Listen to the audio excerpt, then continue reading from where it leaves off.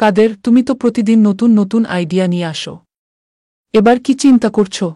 আপা, চিন্তাভাবনা তো থাকতেই হয়। দেশের জন্য নতুন কিছু করতে হবে না? তবে এবার ভাবছি তরুণদের জন্য আরও কিছু করতে হবে। তারা আমাদের ভবিষ্যৎ। ঠিক বলেছ। তরুণদের জন্য কি পরিকল্পনা করছো? আমি চাই তারা শুধু বই পড়ায় সীমাবদ্ধ না থেকে বাস্তবিক জ্ঞান অর্জন করুক। হ্যাঁ আপা, আমার পরিকল্পনা তরুণদের জন্য টেকনিক্যাল প্রশিক্ষণ কেন্দ্র গড়ে তোলা। এতে তারা পড়াশোনার পাশাপাশি দক্ষতা অর্জন করতে পারবে। দারুণ চিন্তা। আমাদের দেশের যুব সমাজের জন্য এটা খুবই প্রয়োজনীয়। তবে এসব কাজের জন্য যথেষ্ট বাজেট বরাদ্দ করতে হবে। বাজেট নিয়ে কি চিন্তা করছো? আপা, আমরা যদি বেসরকারি খাতের সহায়তা পাই তাহলে বাজেট নিয়ে তেমন চিন্তা করতে হবে না। প্রাইভেট পার্টনারশিপের মাধ্যমে অনেক উন্নয়ন করা সম্ভব। বেসরকারি খাতকে যুক্ত করাটা ভালো উদ্যোগ। তারা আমাদের উন্নয়নে গুরুত্বপূর্ণ ভূমিকা রাখতে পারে। ঠিক আছে, এই ব্যাপারে আরও কাজ করো। প্রয়োজনে মন্ত্রিসভায় বিষয়টি নিয়ে আলোচনা করব।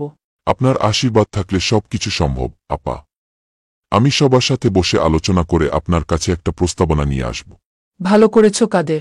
তুমি সবসময় আমার ভরসা।